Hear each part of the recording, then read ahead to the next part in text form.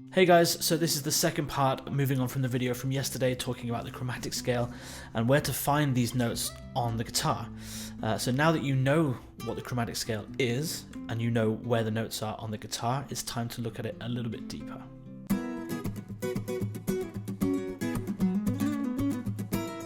If you haven't seen the first video yet, then you can click this link right here and you can watch that first. It's only 4 minutes long. And in my last video, I talked about natural notes, which are A, B, C, D, E, F, and G, and sharp notes, A sharp, C sharp, D sharp, F sharp, and G sharp. Now, one of my students asked me this very important question: what exactly is a sharp? Okay, so I want to explain this a little bit further now. Okay, so a sharp note, which is represented by giving it a hashtag symbol next to the letter, is a name given to a note which is one semitone higher than a natural note. What is a natural note? A natural note is a note that is given just a letter, such as A, B, C, D, E, F, or G. Another explanation would be that the white keys on a piano are natural notes, and your black keys are the sharps, and indeed flat notes. Which leads me on to my next question. What is a flat note? Okay, so we didn't cover that in lesson 1. We're going to cover that one now. Flats are basically the opposite, yet exactly the same as sharp notes. If the note above A can be named A sharp because it is higher than A, you can also call it a lower than B. This is then called a B flat. They are exactly the same note, but with 2 different names. Okay, so basically we can fill out the sheet that we started last week. So A sharp can also be called B flat, C sharp can also be called D flat, D sharp can also be called E flat, F sharp can also be called G flat, and G sharp can also be called A flat. Okay, so I hope that makes sense. Now what we're going to do is I'm going to give you 2 chromatic exercises to play on the guitar. One is for beginners and one is for more intermediate level players. So here we go.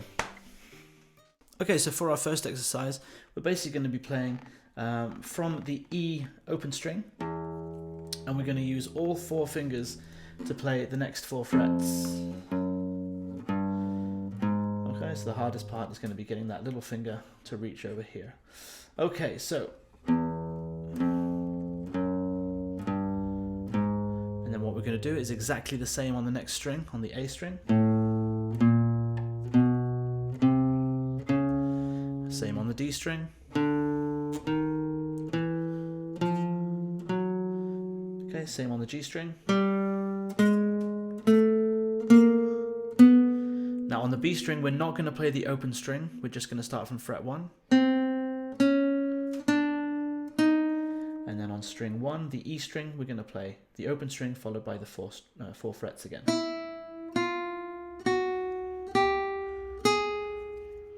Okay, so when you practice that for yourself, all the way through,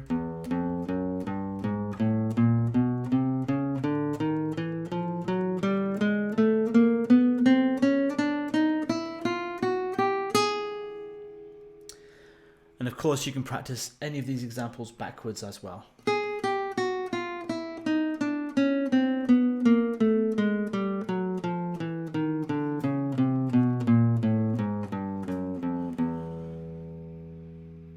You'll find the tab in the description below.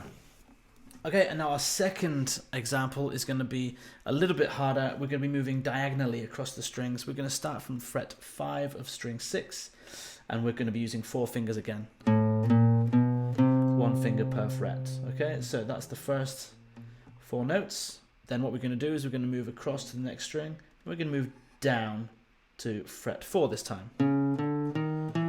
Then we're going to move across again and down to fret 3. Then across and down to fret 2. And now we're just going to move across to fret 2 on string 2. And we're going to move across and down to fret 1 on string 1.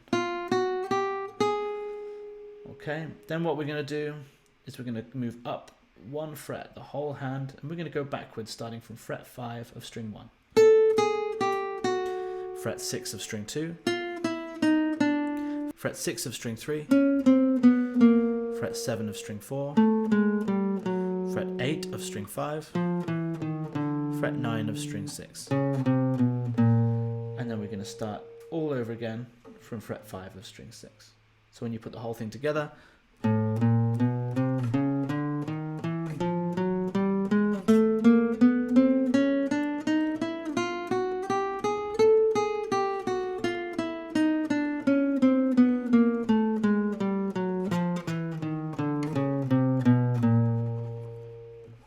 okay, now we're going to do the same thing fast.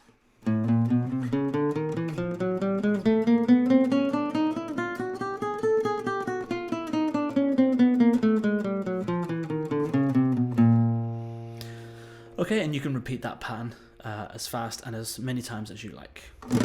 Okay, so thank you for watching. I hope you found that a bit useful. And tomorrow we're going to be looking at the chromatic scale yet again, but we're going to be looking at songs that use the chromatic scale so that you can actually see how people use it to write music for themselves, and maybe how you can use it to write music for yourself too.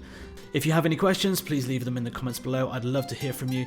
And please subscribe. Please press the like button. It would mean a great deal to me to know that you're there. Thank you very much. Have a great day. See you tomorrow. Bye-bye.